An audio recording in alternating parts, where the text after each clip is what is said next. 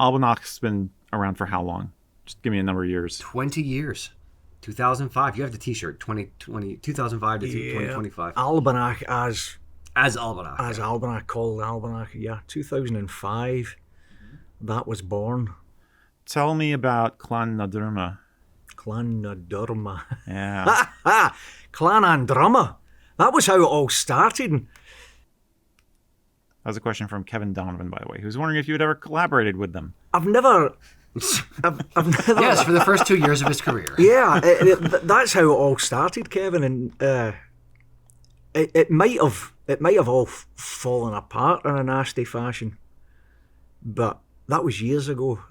You know, there's the lads are out there right now performing as Clan Andrumma, and I would say I'm friends. You know, I love bumping into them. We have good banter when we see each other. They have a lovely bagpiper, wee Granty. The Monroe Bagpiper. He's a wonderful wee family man. Ooh. Oh, absolutely. I didn't know they had the Monroe Bagpiper. Yeah, he's a fantastic wee chappy. Yeah. And always got a big smile and always full of crack, you know. Scotty, Jamie, you know, they're good lads, but that was a different chapter of my life. That was, you know, 2001 to 2004 when I was in Clan Andrumma. There was myself. You had the bagpiper Donald McNeil, who is now the piper for Albanach. You had Jacqueline Holland on the drums and vocals. Mr. Joe Kilner, who's sadly not with us anymore, God rest his soul, and a wonderful character by the name of Brian Wilson, who we all call Two Bar. I could probably write a book on Two Bar. It's insanity at its best. A wonderful man. Has enhanced my life knowing him, you know.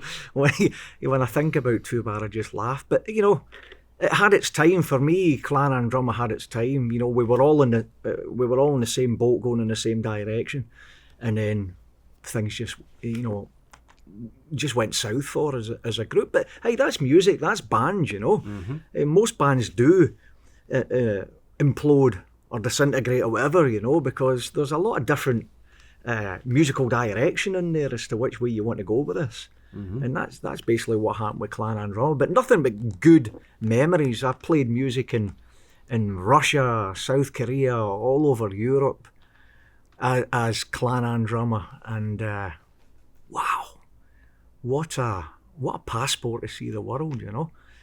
But yeah, we broke up, and in 2005, some of us just kept moving forward and formed Albanach, and it's been going strong ever since. Yeah. And now, was Clan Andrumma after the band split? You know, so sort of have a why. Did they stay? Were they still active the entire time, or did they? They were. I mean, to give it the full story, Rocky, Clan Andrumma were someone before Clan Andrumma. They were the Braveheart crew. So again, we're going back to that wonderful time in Scottish history when Braveheart, you know, exploded into our little country, you know. But these boys started a band, which was basically to entertain themselves when they were on film sets. And there was a lot of boredom. So they were in Braveheart, mm-hmm. And then they just started monkeying around. Aye, and they were good at it. They were good at monkeying around. A dear friend of mine, Shoris Wallace, he kind of put it all together, and you had Jacqueline Holland, who's with Albanach, and Robbie McFarlane, another wonderful character, Two Bar, and then Joe. So it's, you know, it started as the Braveheart crew, and that fell apart because of differences. And then Clan Andrumma was born, and that's when I came into it, and then that falls apart.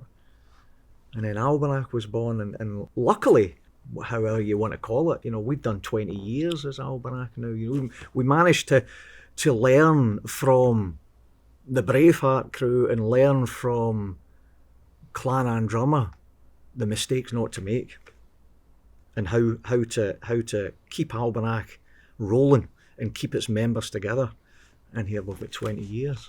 Yeah, that's one small anecdote. One thing that I try to do as a business owner is learn. I'd rather learn from other people's mistakes than my own. So I've watched, suppliers that we've had, good friends with, and how they run their business and where they screw things up, or where they, tell me that they screwed something up.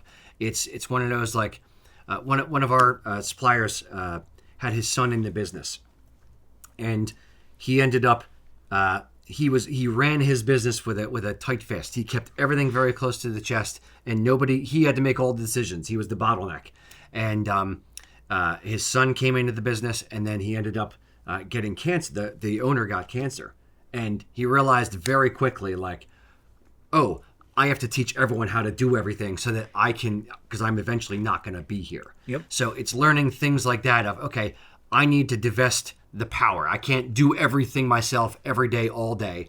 And that was one of the light switch moments for me as a business owner, was realizing that I need to give other people some autonomy to be able to make decisions, so I don't have to be involved in every single decision. We talked about that earlier today. We did. Yeah. We were talking about that.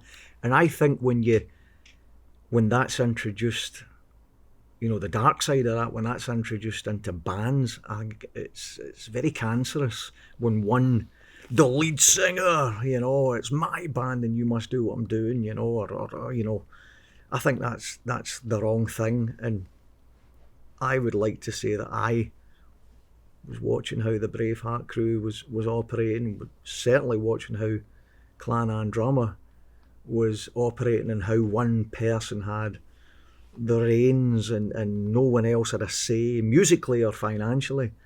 Right. And I thought, well, I'm not going to go down that route with Albanach. This is a joint thing. I want to hear what you've got to say. It's a marriage of 4 or 5 people, and that's how we made it work. For 20 years. Awesome, guys.